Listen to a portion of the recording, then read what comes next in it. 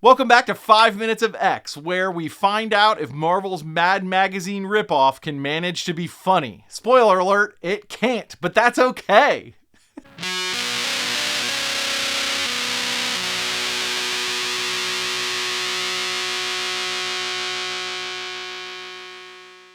So, starting in July of 1967, Marvel released a series called Not Brand Echh. No T, Not Brand Echh. It was a Mad Magazine style spoof comic that was filled to the brim with cameos from across all media of the time. Mickey Mouse, the Beatles, Star Trek, even Batman and the Joker. They all ended up in this book, even though they belonged to DC, Marvel's biggest competitor at the time. These issues lampoon themselves quite a bit, and while the humor is simplistic to say the least, there's some rather self-reflective moments in there as well. Marvel knows how cheesy this is, and even subtitle the series, "Who Says a Comic Book Has to Be Good?" which I find just incredibly fun. They put it right there on the cover. It's great. So the original run of Not Brand Echh ran 13 issues through February of 1969, and then Marvel brought the series out of mothballs for one issue in November of 2017. The series loosely follows the story of an accidental superhero named Forbush Man, the Marvel Comics office gopher who keeps accidentally defeating villains through dumb luck, while trying to get superhero autographs. That's actually like his main goal, but he always ends up defeating the villain. Issues 1 and 2 don't have any mutants, but on the last page of issue 3, we get a Magneto tease, complete with metal stuff suctioned to his helmet. It's a fun single page, but the most interesting thing to note is that for the first time ever, we get a female artist drawing a mutant. Marie Severin is all over this series, and she drew this particular page. It's kind of awesome. We finally get a woman artist on here. Okay, issue 4 has a story about Magneto putting on a disguise to sneak into Professor Xavier's School for Gifted Guys and Gals. It was written by Roy Thomas and drawn by Tom Sutton. Our Echh-men are introduced here as Angel Face, Beastly, Cyclops, Icy Man, Marble Girl, and Xavier. The best bit in this story is when Marble Girl has the thought bubble, "Oh, if only I could tell Hot Summers," not Scott Summers, Hot Summers, "how much I love him, how much I just remembered this is his month to cry sad thought balloons over me." It's so perfect. It's like so self-referential. The story has some fun moments. Everything metal keeps sticking to Magneto, and in the end, he has to retreat after opening a secret door and tons of word bubbles bury him. It's kind of fun.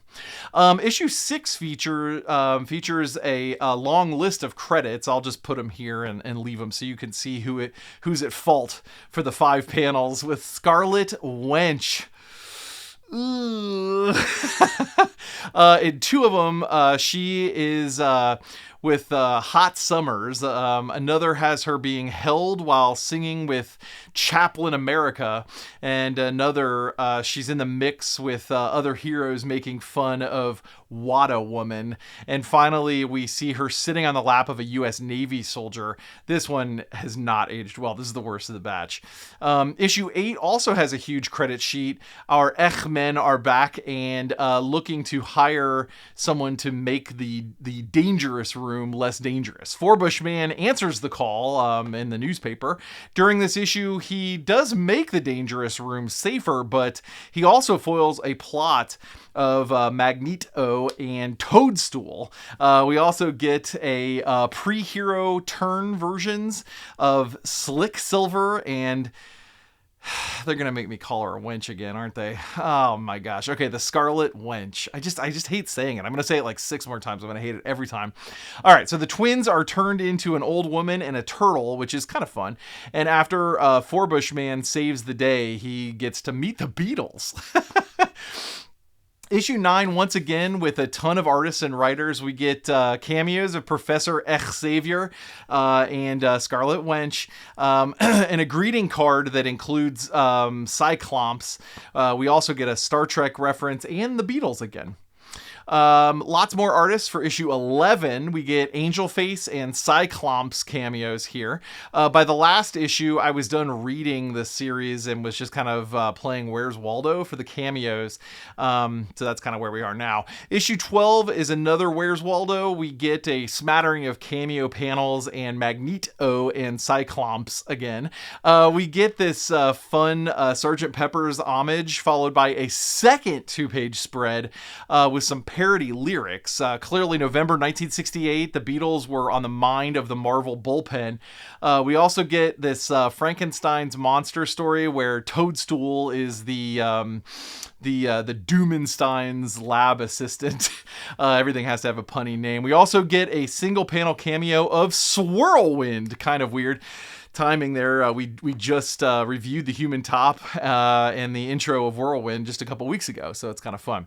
So the original run ends with issue 13. In this issue, we only get cameos at a carnival and a goodbye message for the series. We see Angel Face, Beastly, Cyclops, Icy Man, and Magneto. By 1969, when this issue came out, mutants had lost the popularity contest, so they were a little underrepresented here, and I kind of understand where that's coming from. Jumping forward to that one shot from 2017, lots of weird stuff here. First of all, we get the writer and artist Chip Zdarsky. Chip is a favorite of mine. He wrote a comic called Sex Criminals that may be the funniest comic I've ever read.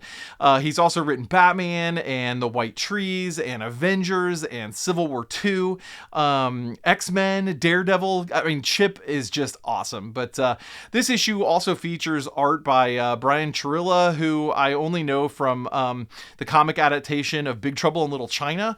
Then we get this dude, Nick Kosher. I'd never even heard of this guy before. He's written a few things for Marvel, but doing some research with him, he's married to Karen Gillan from Doctor Who and the character Nebula from the MCU Guardians of the Galaxy flicks. Handsome dude. I can see what she sees in him. Nice. Anyway, we get a couple of mutant stories, but it's mostly just weird. We start with a Gwenpool, who's not a mutant, but then she gets a ton of other hero powers, some of which are mutants.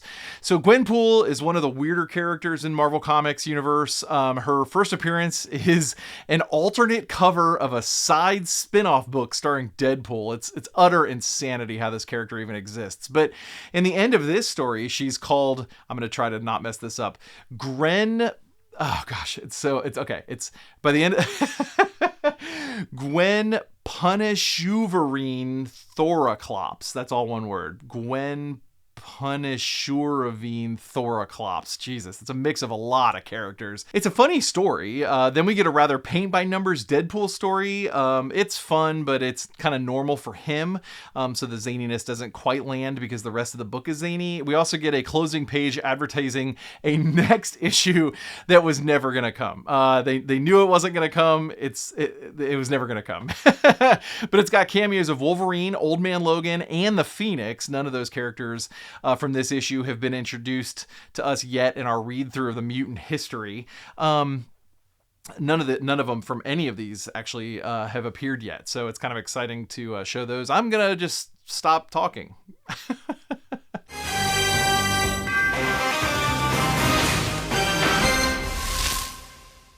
All right, reading these was a little tiresome. I like a good madcap goof, but reading 14 in a row was probably just a little too much. That's probably a me problem and probably not a you problem. But anyway, you've survived another session in the Danger Room. For more character info, reading lists, and what other nerdy projects I'm tangled up in, head on over to Jordy.com. New episodes drop Wednesdays at noon and Fridays at 4 p.m. Eastern. Remember, Marvel doesn't always take itself too seriously, and that's a good thing, even if sometimes the jokes age like milk.